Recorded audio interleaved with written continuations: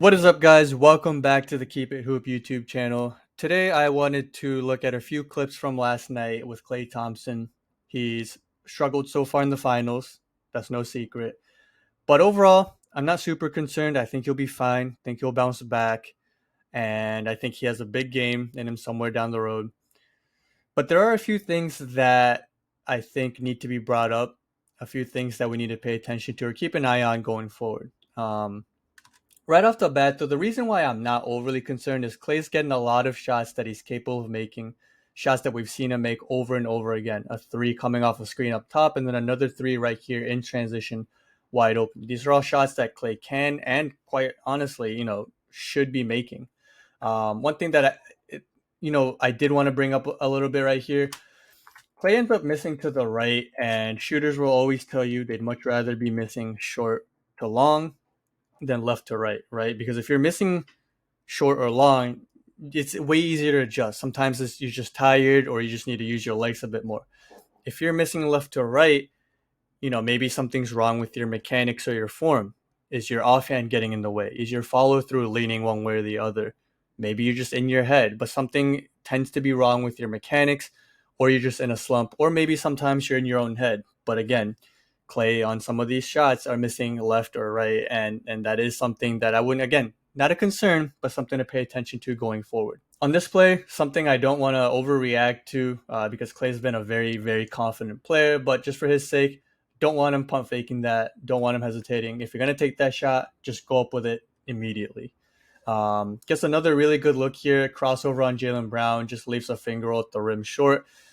One thing I did kind of think to myself is just thinking about the games he's played. Last night was his 50th game since coming back from the injuries. He missed 2 whole years, the knee injuries and the Achilles. He's played in 32 regular season games and now 18. Last night was his 18th playoff game.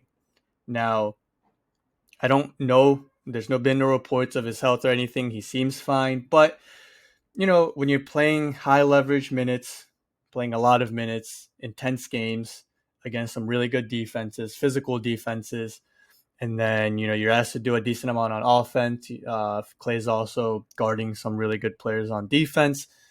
You start to ask yourself, and while Klay's never been an elite athlete, obviously when you go through the injuries and the surgeries that he went through, and then you also miss time, you just lose some explosiveness. Now, he's been fine for the most part throughout the season and the playoffs, but maybe some of that kind of fatigue is catching up to him because there's a lot of shots in last night's game where he just left short, just no explosion there.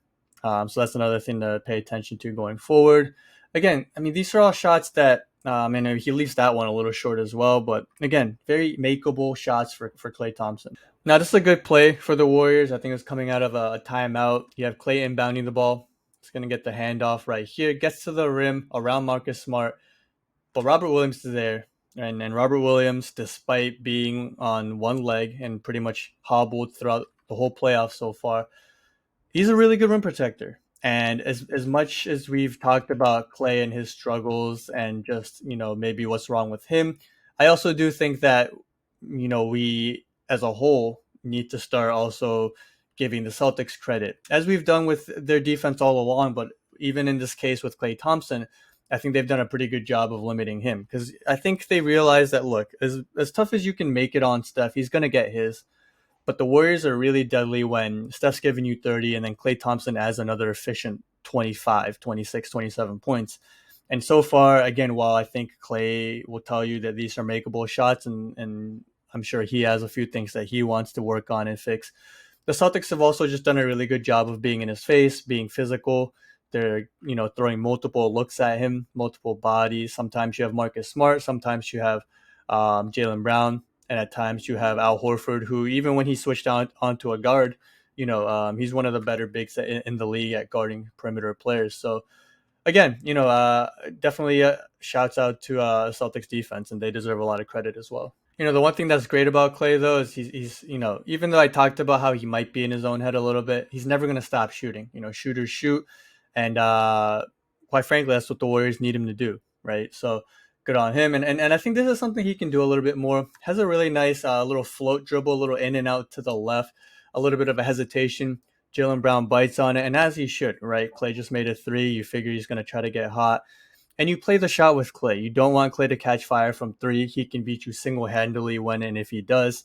And he uses that to his advantage, right? He uses a little hesitation, gets to the rim.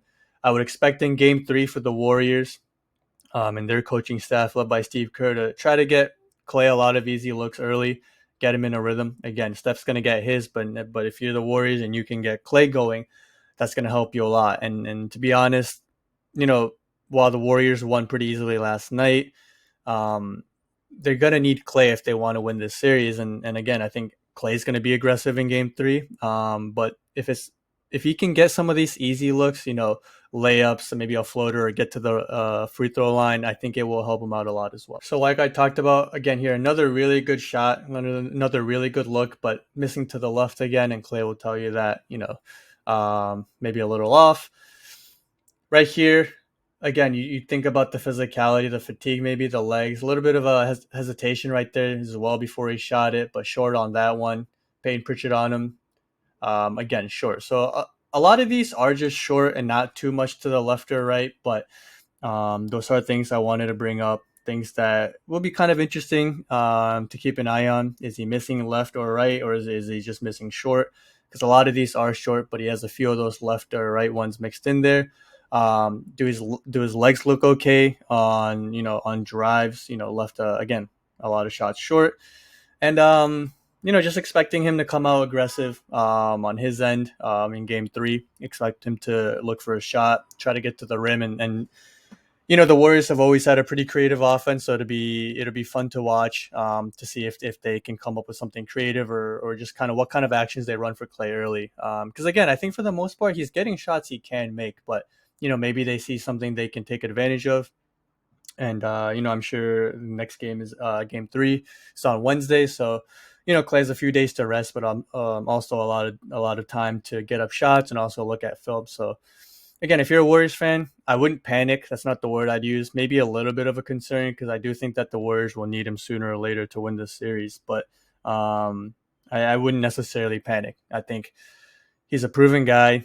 Even in these playoffs, he's had really good games. And more often than not, even when he does struggle, because everyone struggles, but even when he does struggle, he usually bounces back. So it's surprising to see him have two bad games, but yeah, if I was to put money on it, I would bet for him to bounce back game three. And if not game three, then maybe game 4, 5, 6, 7. But the Warriors going to need him, and I expect him to show up at some point. But yeah, that'll be it for today. I hope you guys enjoyed the video. Please, give it a thumbs up, like, subscribe, do all that stuff, comment, share. We'll have another podcast episode coming out later in the week and probably another video at the end of the week. So, stay tuned for that. Follow us on Twitter, all that good stuff. And yeah, we'll see you guys soon.